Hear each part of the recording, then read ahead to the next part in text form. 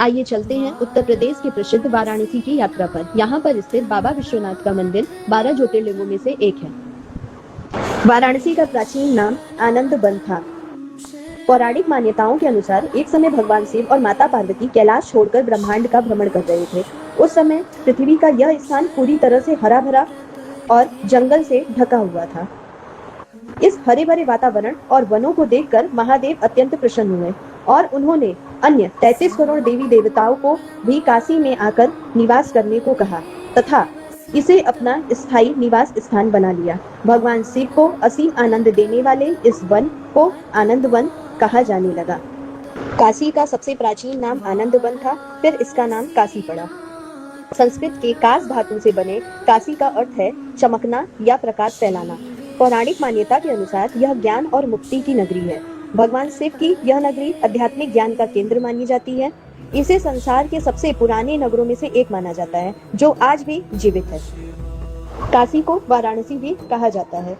इसका वाराणसी नाम यहाँ की दो स्थानीय नदियाँ वरुणा नदी एवं असी नदी के नाम से मिलकर बना है। यह नदियाँ गंगा नदी में क्रमशः उत्तर एवं दक्षिण से आकर मिलती हैं, इसलिए इसे वाराणसी कहा गया।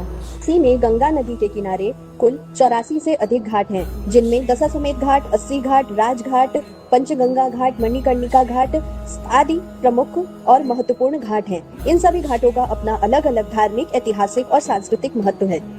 काशी के सबसे प्रसिद्ध और प्रमुख घाट दशाश्वमेध घाट। यह काशी का सबसे मुख्य और जीवंत घाट है। यहाँ हर शाम प्रसिद्ध और भव्य गंगा आरती होती है, जिसे देखने के लिए देश विदेश से व्यक्ति आते हैं। मान्यता है कि यहाँ भगवान ब्रह्मा जी ने 10 अश्वमेध यज्ञ किया था, इसलिए इसका नाम दशाश्वमेध पड़ा। मणिकर्णिका घाट यह काशी का सबसे मुख्य और प्राचीन महाश्मशान है। हिंदू धर्म में ऐसी मान्यता है कि यहाँ अंतिम संस्कार होने से आत्मा को सीधे मोक्ष की प्राप्ति होती है। यहाँ की चिता की अग्नि सदियों से लगातार जल रही है, जो आज तक नहीं बुझी। 80 घाट यह गंगा नदी के दक्षिण छोर पर स्थित है। यहाँ सुबह होने वाला सांस्कृतिक कार्यक्रम सुबह बनारस बहुत प्रसिद्ध है। युवक और पर्यटक घूमने के लिए यहाँ पर आते हैं।